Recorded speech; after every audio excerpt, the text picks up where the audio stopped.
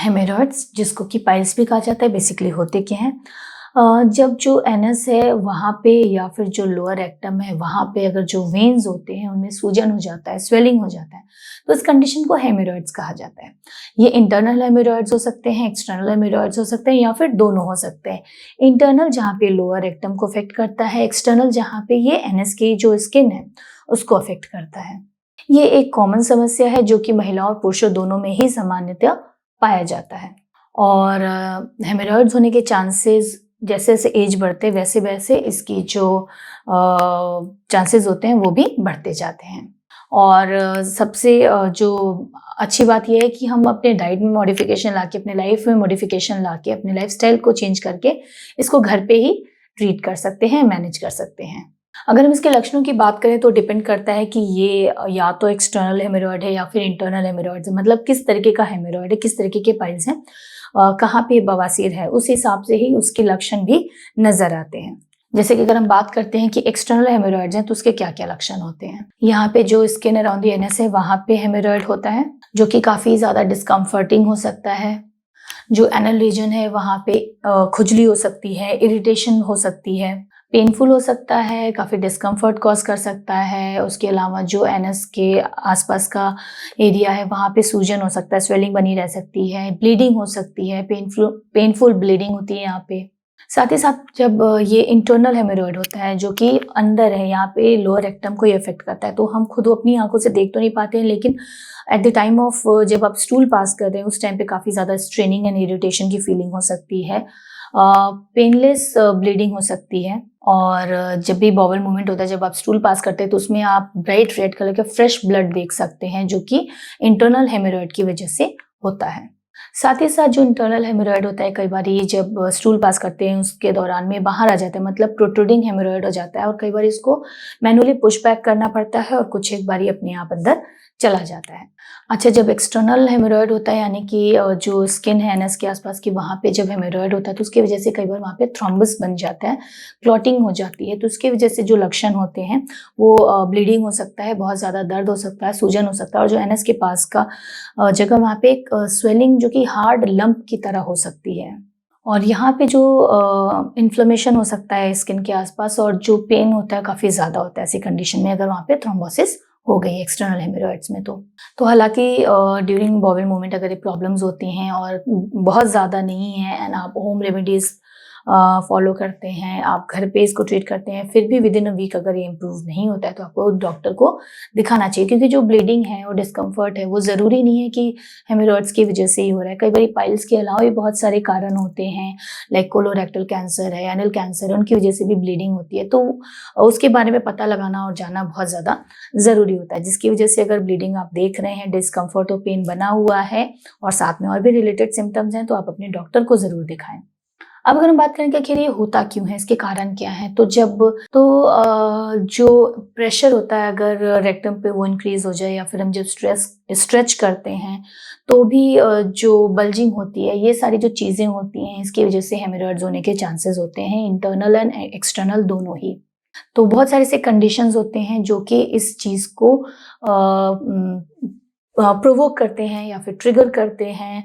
तो क्या क्या वो कारण होते हैं? बहुत लोगों की आदत होती है स्ट्रेन करने की, बॉवल मूवमेंट्स के दौरान स्ट्रेन करते हैं, बहुत देर तक बैठे रहते हैं। ये जो सारी चीज़ें हैं ये प्रोवोक करती हैं जो इंटरनल और एक्सटर्नल हेमरॉइड्स हैं, मतलब एनी टाइप ऑफ हेमरॉइड इनसे हो सकता है। किस तरीके की स्ट्रेनिंग है, कितना ज़्यादा स्ट्रेन करें, सारी चीज़ें बहुत ज़्यादा इसको अफेक्ट करती हैं।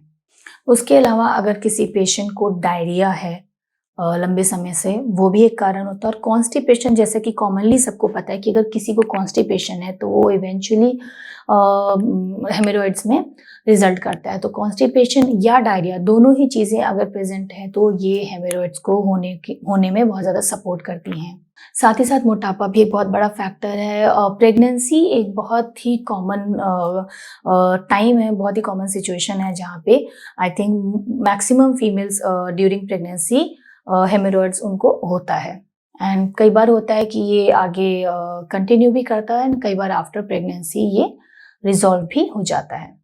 साथ ही साथ अगर आप किसी ऐसे काम में हैं जहाँ पे हैवी लिफ्ट हैवी वेट आपको लिफ्ट करना है, हमेशा काफ़ी ज़्यादा भारी वज़न उठाना होता है, तो ओवरऑल ये प्रेशर डालता है, जिसकी वजह से जो बल्ज अप होता है और वहाँ पे पाइल्स की समस्या हो जाती है। साथ ही साथ अगर आप लो फाइबर डाइट लेते हैं, कम पानी का इस्तेमाल करते हैं, तो कॉन्स्टिपेशन इवेंचुअली होता है एंड उसके बाद फाइनली हेमोरॉइड्स में वो रिजल्ट करता है। तो लो फाइबर डाइट बहुत बड़ा कारण है पाइल्स का। तो अगर हम टाइमली हेमोरॉइड्स को ट्रीट नहीं करते हैं, तो ये कुछ एक कॉम्प्लिकेशंस हैं जिनमें रिजल्ट कर सकता है। सबसे बड़ी चीज़ तो ये कि अगर कंटिन्यूसली ब्लड लॉस हो रहा है तो अनीमिया हो सकता है। उसके अलावा ब्लड क्लॉट हो सकता है, थ्रोम्बस फॉर्मेशन हो सकता है, स्ट्रैंगुलेशन हो सकता है। ये सारी चीज़ें एज ए कॉम्प्लिकेशन हेमोरॉइड्स के हो सकते हैं। तो इस तरीके के कोई भी लक्षण आपको दिखते हैं, आपको महसूस होता है, स्ट्रेनिंग महसूस होती है, इरिटेशन, इचिंग, पेन, ब्लीडिंग, किसी भी तरीके का कोई भी अगर आपको इस तरीके के लक्षण नज़र आते हैं, समझ आते हैं, तो आपको अपने डॉक्टर से तुरंत बात करनी चाहिए, ताकि जो भी उसके कारण है और जो भी उसका ट्रीटमेंट है, मैनेजमेंट है, उसको टाइमली स्टार्ट किया जा सके, ताकि आगे होने वाले किसी भी ज़्यादा उसकी कंडीशन अगर ख़राब होने वाली हो तो उसको बचाया जा सके। इसके लिए सबसे पहले आपके डॉक्टर आपसे रिलेटेड जो क्वेश्चंस होते हैं वो करते हैं। साथ ही साथ फिजिकल जो एग्जामिनेशन है, विजुअली उसको एग्जामिन करते हैं।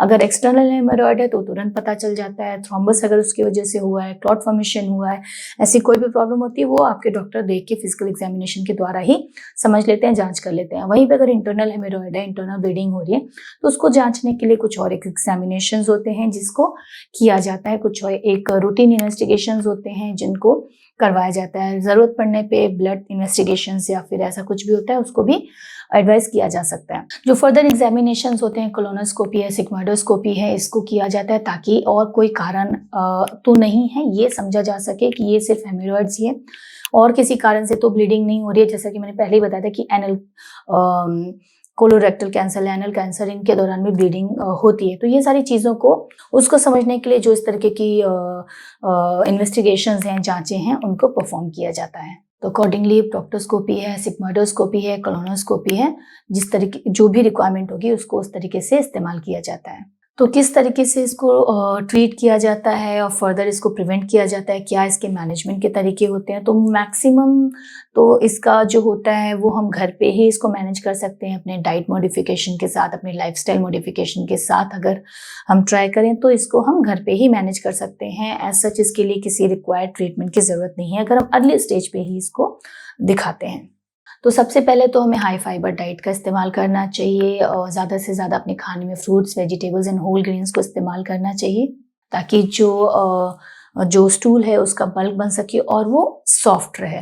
क्योंकि जब टाइट और हार्ड स्टूल होता है वो प्रेशर इंक्रीज करता है एंड अल्टीमेटली वो हेमोरॉइड्स फॉर्म करते हैं। तो हमेशा जो स्टूल है वो सॉफ्ट रहना चाहिए, जिसके लिए फाइबर डाइट जो होती है वो उसको बढ़ाना चाहिए। साथ ही साथ ढेर सारा पानी पिएं और फ्लूइड इंटेक अपने दिन भर में उसका इंटेक बढ़ाएं। स्ट्रेन बिल्कुल नहीं करना है। जब भी हम स्ट्रेन करते हैं तो प्रेशर इंक्रीज होता है एंड अल्टीमेटली वहाँ पे बल्जिंग होती है और वेन्स में स्वेलिंग होती है, बल्जिंग होती है एंड फर्दर जो प्रॉब्लम्स होती हैं वो बढ़ जाती हैं। तो स्ट्रेन बिल्कुल नहीं करना है।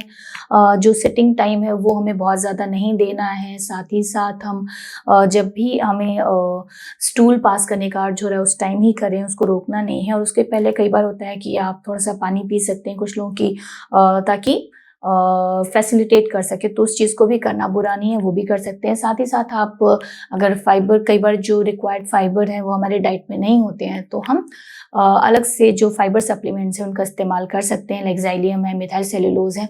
लेकिन अगर हम इस तरीके के फाइबर का इस्तेमाल कर रहे हैं, इस तरीके के सप्लीमेंट का इस्तेमाल कर रहे हैं, तो ध्यान रखें कि पानी का अमाउंट, फ्लूइड का जो अमाउंट है वो ओवरऑल हमें बहुत ज़्यादा बढ़ाना है। अदरवाइज जो ये कॉन्स्टिपेशन की प्रॉब्लम है ये इसको और ज़्यादा वर्सन कर सकता है।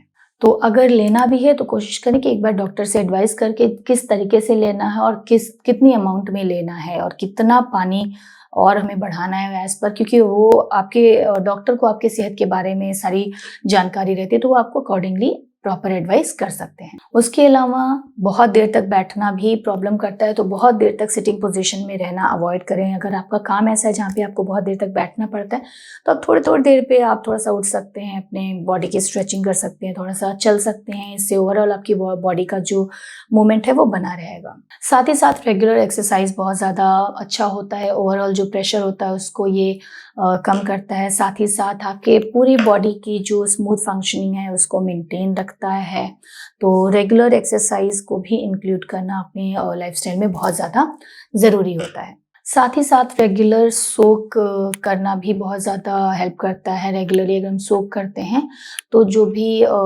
थोड़े बहुत इन्फ्लेमेशन और इरिटेशन होता है वो अपने आप ही ठीक हो जाता है और पेन में भी काफ़ी ज़्यादा रिलीफ मिलता है। अब अगर हम बात करते हैं कि किन दवाइयों का और क्या तरीके के ट्रीटमेंट जो ऑप्शंस हैं इनका इस्तेमाल किया जाता है, तो दवाइयाँ एज़ पर रिक्वायरमेंट ही दी जाती हैं। लाइक अगर बहुत बहुत ज़्यादा प्रॉब्लम नहीं है, अर्ली स्टेज में आप जाते हैं, तो जो बेसिक दवाइयाँ हैं उनको ही एडवाइस किया जाता है। लाइक अगर माइल्ड डिस्कम्फर्ट है तो उसके लिए जो ओवर द काउंटर क्रीम्स होते हैं, सपोजिटरीज होती हैं, इस तरीके की जो दवाइयाँ होती हैं टॉपिकल एप्लीकेशन के लिए उनको एडवाइस किया जाता है। ओके, अगर किसी भी जैसे कि मैंने बताया कि ओवर द काउंटर जो क्रीम्स होते हैं उसमें कई बार स्टेरॉयडल क्रीम्स भी दी जाती हैं अगर इचिंग बहुत ज़्यादा है, लेकिन ऐसे क्रीम्स का इस्तेमाल आप 1 हफ्ते से ज़्यादा बिना एडवाइस बिल्कुल इस्तेमाल ना करें, क्योंकि ये फिर आराम देने से ज़्यादा प्रॉब्लम कर सकता है। तो इस चीज़ का ध्यान हमेशा रखें। अगर जो एक्सटर्नल हेमोरॉइड्स है वहाँ पे थ्रोम्बस फॉर्मेशन हो जाता है तो उसको थ्रोम्बस होने के थोड़े टाइम के बाद ही, मतलब कह सकते हैं शायद विदिन 72 आवर्स ही बेस्ट ऑप्शन है, तो उतने देर में उसको रिमूव किया जाता है। अगर ये प्रॉब्लम हो रही है तो आप तुरंत अपने डॉक्टर को बताएं, तो जो थ्रोम्बस रिमूवल है वो जल्दी से जल्दी कर दिया जाता है। अब अगर परसिस्टेंट ब्लीडिंग बनी हुई है और पेन बहुत ज़्यादा हो रहा है, डिस्कम्फर्ट हो रहा है, तो उसके लिए जो मिनिमम इन्वेजिव टेक्निक्स होते हैं, सर्जिकल टेक्निक्स होते हैं, उनका अकॉर्डिंगली, मतलब किस तरीके की कंडीशन है, कितना प्रॉब्लम हो रहा है, उसको अकॉर्डिंगली फिर यूज़ किया जाता है, जिसमें कि कोएगुलेशन, इंफ्रारेड है या फिर लेज़र है, उस तरीके की कोएगुलेशन टेक्निक्स का इस्तेमाल किया जाता है जहाँ पे कोएगुलेट कर दिया जाता है। उसके अलावा इंजेक्शंस दिए जाते हैं, जो हेमोरॉइड्स होते हैं उसमें कुछ एक केमिकल्स इंजेक्ट किए जाते हैं जिसकी वजह से अपने आप ही वो श्रिंक कर जाता है धीरे धीरे। सेम रबर बैंड लाइगेशन होता है जहाँ पे रबर बैंड्स वहाँ पे लगाए जाते हैं, वो धीरे धीरे वहाँ पे ब्लड सर्कुलेशन, जो ब्लड सप्लाई है वो बंद हो जाती है, वो धीरे धीरे अपने आप ही फिर गिर जाते हैं निकल के। साथ ही साथ हेमोरॉइड रिमूवल जो सर्जिकल टेक्निक होती है, फिर हेमोरॉइड स्टेपलिंग जिसकी भी रिक्वायरमेंट होती है उसको भी दिया जाता है।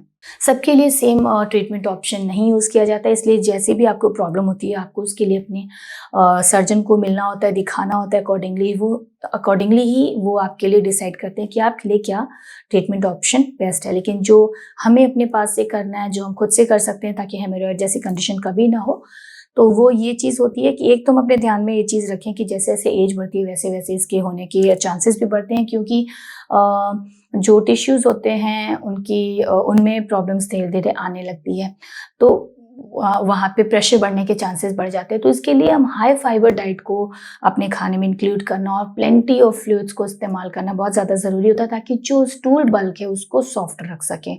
अगर स्टूल बल्क नहीं सॉफ्ट नहीं होता है, हार्ड रहेगा, टाइट रहेगा, तो वो इवेंचुअली प्रॉब्लम करता ही करता है, क्योंकि प्रेशर होगा, स्ट्रेन होगा, तो वहाँ पे वेन्स में प्रॉब्लम आनी जाहिर सी बात है। तो ये एक चीज़ है जो हम खुद से कर सकते हैं।